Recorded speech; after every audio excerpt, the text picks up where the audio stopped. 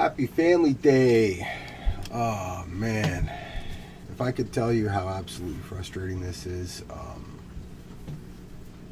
I can tell you how frustrating it is. I can't communicate the frustration inside of me effectively. I just lost like 12 minutes worth of video and I want to scream at myself, but what am I going to do? It's brand new. I had the text swung over this way so you could kind of like get this angle, and I just wanted to capture the moment that I was actually reading, and I had this wonderful little brain moment, I guess, and I wanted to share that and capture that, and I captured it, but nothing lined up. The audio was off and the video was lagging, and I want to scream. And you can probably hear in the background I'm doing laundry again today, so this is my family day. Hope you're all doing well. Hope this finds you happy, healthy, excited, giddy for a brand new week. I imagine, if you're south of the border, you're like Family Day. It's a holiday that they gave us up here at the beginning of February to get together and be with your family. Our Family Day weekend was highlighted by the kids playing their show on Saturday night. We have Joey with us today, and between Joey and I, we pulled a little piece of glass out of Sarah's foot, so that was fun. Let me share this meditation with you, and I'm going to bring you in on this little thought trail that I had, and hopefully I can bring it all together cohesively. I'm just going to humbly ask you to kind of stay with me on this thought trail. So the meditation is something from my 24-hour day book that I shared with Sarah the other day. And it reads, I will try to be unruffled, no matter what happens. I will try to keep my emotions in check, although others about me are letting theirs go. I will keep calm in the face of disturbance, keep that deep inner calm through all the experiences of the day. In the rush of work and worry, the deep inner silence is necessary to keep me on an even keel. I must learn to take the calm with me into the most hurried days. I share that because we are, without question, emotional beings. And I bring that up because earlier I was in step 10. And let me read the opening part of step 10 to you. I know I'm doing this reading thing a lot, but, I don't know what I'm doing. I'm just trying, guys.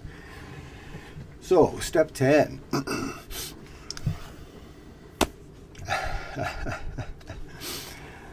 Continue to take personal inventory, and when we were wrong, promptly admitted it. As we work the first 9 steps, we prepare ourselves for the adventure of a new life. But when we approach step 10, we commence to put our AA way of living to practical use day by day, in fair weather or foul. Then comes the acid test. Can we stay sober, keep an emotional balance, and live to good purpose under all conditions? A continuous look at our assets and liabilities, and a real desire to learn and grow by this means are necessities for us. We alcoholics have learned this the hard way. More experienced people, of course, in all times and places have practiced unsparing self-survey and criticism. For the wise have always known that no one can make much of his life until self-searching becomes a regular habit, until he is able to admit and accept what he finds, and until he patiently and persistently tries to correct what is wrong. It's all going to come together. Just stay with me on the ride, please. We are emotional beings, man. We are. And if we're honest, for the most part, we never really had any direction. At least this has been my experience personally. With myself and other people that I came up through the ranks of Alcoholics Anonymous with. As if there are any ranks, right? I mean, I only say that to highlight the fact that, 25 years I'm supposed to be the guy in deep water with all this wisdom and knowledge, and most days I feel like I'm still just grinding away. I digress. The inability to really manage our emotional self typically is how we go through the day, reacting and bouncing off of any given instance or any given circumstance, reacting to this person's emotion, reacting to this person's bad day, reacting to the flat tire, reacting to the unpaid bill that we forgot about, reacting to the money that's not in the bank, reacting to our wife or our partner's emotional moment, bouncing around like, balls set loose in a gymnasium, just banging off of everything and bouncing off of everything, completely uncontrolled. When we hit the doors of Alcoholics Anonymous, we begin to learn that the emotion is really mostly what drives us, and the emotion reacting to the world around us. We learn the importance of understanding who we are, what we are. The why kind of comes in time, but the ability to control that becomes a little easier each day. At least that's the goal. We begin to understand that the game we're playing is life on life's terms. We have no say. And as we learn to control ourselves, we head into each day a little better prepared to take on life on life's terms. Suddenly the spare tire is a pretty easy find. Working the jack, not so difficult. Getting the bill paid, borrow a little less from Peter to pay Paul each day. Gets a little bit easier. Making sure the groceries are in the cupboards before we run out. Things like that become a little easier to manage. We become a little bit more aware. Okay, I can manage these emotions of mine. I can manage this person that I am. We become a little more prepared to take on life each day. And it comes from a constant understanding of who we are, our assets measured against our liabilities, learning how to take our liabilities and turn them into strengths. Being not so ashamed of who we are underneath it all, being comfortable in our own skin, as it were. When you get far enough along and you hit step 10, that's the real test, being able to do it on a day-to-day basis, being able to function a little more cohesively, as it were, throughout the day. And it's one of these moments that a few weeks ago found me spending a little more time with my youngest son, Joe. Joe's had a real rough couple of years. The person he was, the person he became, and the person he's trying to rediscover are very different.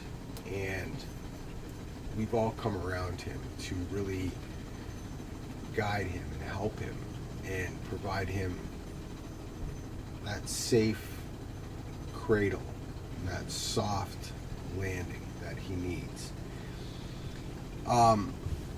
Probably, I don't even know how many years ago, I was a young kid, my teens, 20s, I stumbled upon this tiny little samurai sword. No word of a lie, about that big.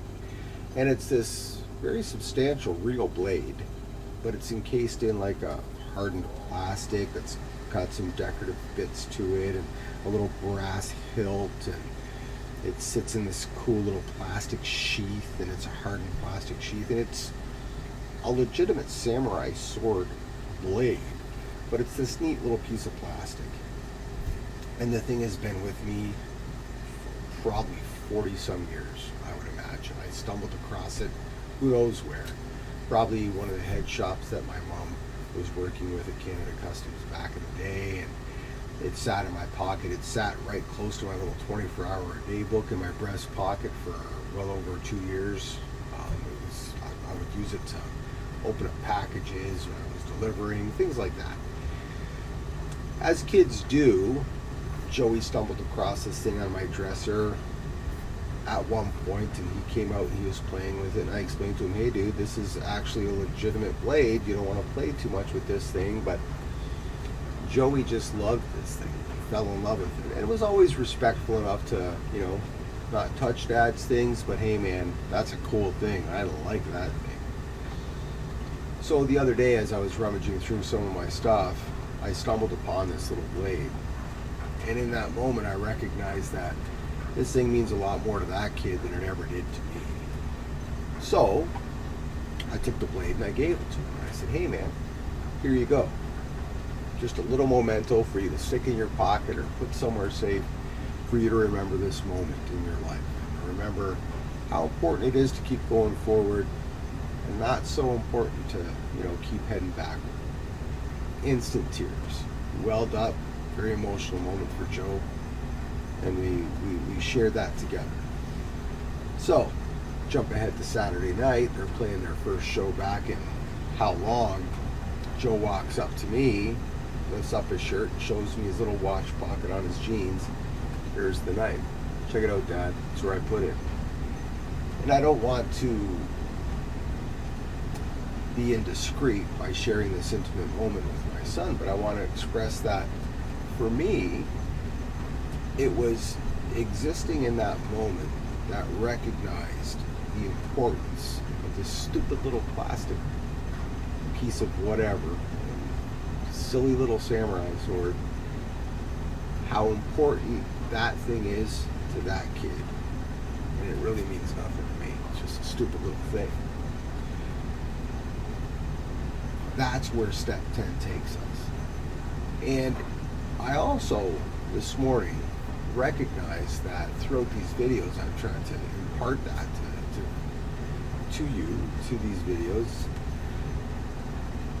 without recognizing that, certainly for me, having grown up in this stuff, I've talked about it in different videos. My dad got sober when I was 7, so I was in those open meetings, I was in those family therapy sessions, I was in those therapist chairs. This stuff was almost like second nature to me. It felt like I had had a master class in it before I hit high school. I've mentioned that before. So at 25 years, it's very second nature to me. Not so for the person just walking in the doors, though. Not so for you guys listening to this who are struggling, who just stumbled back out or coming back today. It's next to impossible to wrap your brain around existing like this and living day to day like this. And it's up to us, those guys that are out here in the deep water, those guys that have been doing this for a few 24 hours, those ladies that are so wise and so giving of their time and so generous with their spirit.